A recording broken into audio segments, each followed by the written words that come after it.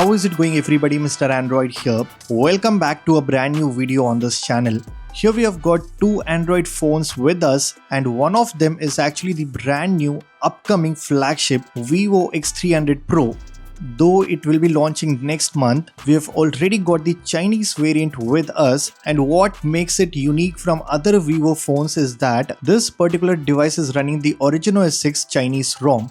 Since many of you wanted to see a comparison between the global OriginOS 6 with the Chinese version, I thought why not go ahead and make this comparison with the iQOO 13 that has the latest OriginOS 6 and the Vivo X300 Pro. Guys, I don't think you will find this specific comparison anywhere else on YouTube, so make sure you watch it until the very end. And also don't forget to subscribe to this channel, it would mean a lot to me. With that said, let's aim for at least 1000 likes on this one. So drop a like, leave a comment and let's get started. Alright guys, first we'll start comparing the customization features and let's find out if there is anything we are missing out on the global OriginOS 6. So if you just go into the settings page, then to home screen and lock screen, here the interface looks very similar on both phones, and the only difference I can see here is we do not have lock screen settings on the Chinese ROM, but instead it's been beautifully visualized here and we have a separate layout designed for the lock screen which is missing on the global OriginOS 6. But apart from that, there is one more additional option available here, which is the system style, and if you go inside, there is a lot going on here. First, we can obviously change the accent color, but what I liked about the Chinese version is the color palette looks a lot better compared to the global OriginOS. I mean, if I apply the same color on both phones, you can see how the system-wide theme looks much better on the X300 Pro compared to the global version. Not just that, we also have some additional features here. First of all, there is an option to adjust the corner radius, and this basically gets applied all over the interface. If I go all the way and make it rounded, now if I open the control center, you can see we now have this more rounded design, and I think it does look better compared to the global version. Even if I go to the recent page, everything looks more rounded and elegant now. Similarly, if I adjust the slider and change the shape a bit, it gets applied to each and every element, and this is something which is definitely missing on the global version of OriginOS 6. I mean, you get the freedom to even control the corner radius. That is seriously a great thing.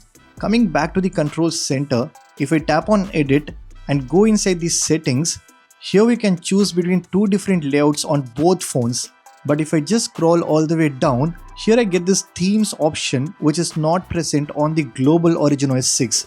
If I go into the theme section, I get 6 different themes. We have got themes with blue and white, red and blue, and there is also this multicolor option which makes it look more attractive. And then there is this black and white accent too.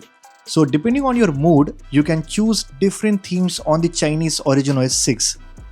By the way, if you love these kind of wallpapers that I feature on my videos, since I get a lot of questions regarding this on my channel, I wanted to let you know that you can get these awesome wallpapers from an app called Screencraft. It's my go-to application whenever I want to find some beautiful wallpapers for my phone. So definitely check this one out. Link will be provided in the description below.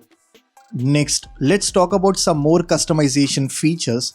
If I go into the icon settings, we only get 2 different styles on the OriginOS 6. Whereas if I compare it with the Chinese version, there are 6 different styles that you can choose from. The best part is it even lets you download and apply icon packs from the theme store directly from here. Now since we are talking about icons, the Chinese version also lets you enlarge app icons too. So you can not only enlarge app folders, but there is an option to resize the icons however you want to. So this is the level of customization you get on the Chinese ROM compared to the global OriginOS 6. And not just the icons, even the widgets are more modern and visually pleasing to the eyes compared to the global version. We have got some nice looking widgets that really matches the aesthetics of OriginOS 6. Next, if I swipe with my 2 fingers and enable the settings page, here also we get one additional feature called Mood Cube. If I tap on it, here we get some more customization options which are missing from the global version, and all these can be easily accessed from the home screen itself. First of all, you can change the wallpaper style and different effects. You can give a monochromatic look to your home screen, add some blur, And there is this option called Sky, which will add some cool effects to the wallpaper depending on the weather outside.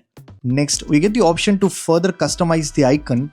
You can change the app icon color to match your current wallpaper, and just look at how beautiful the themed icons look on the Chinese version compared to the global OriginOS 6.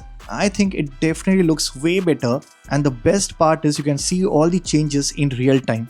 Moving on, if I swipe to the left, here you get some similar options related to the corner radius and accent color, which we have already discussed. But it's really nice that you can access all these options directly from the home screen itself. Now there is one more unique feature I wanted to show you. If I pinch with my 2 fingers, we have something called the interaction bar right next to the mood cube.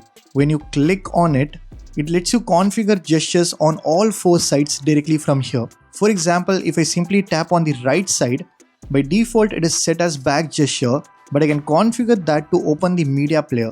Once done, now when I swipe from the right side, it opens the media player and I can still use the left side to go back. Like this, I can configure and change all these gestures as per my requirement. Another interesting feature that I found inside the Chinese version is that when you long press on any folder, go into the folder settings, you get the option to enlarge the folder further to fit in more apps. And you can even add some of your favorite widgets inside the folder along with the applications, which is again something that is missing in the global version. Although Vivo has brought the Origin Island feature from the Chinese ROM, there is still something called Origin notification that is missing on the global version, and this basically shows the live activities in different places such as the always on display, lock screen, and even on the Origin Island itself. The best part is that it supports most of the applications such as food delivery apps, movies, flight booking, and a lot more. I think this is a very useful feature that is still missing on the global version.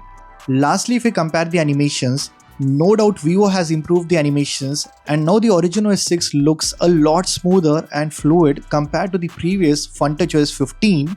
But honestly, if I put it side by side with the Chinese version, I think there is still a noticeable difference between these two, and the Chinese ROM still feels slightly smoother.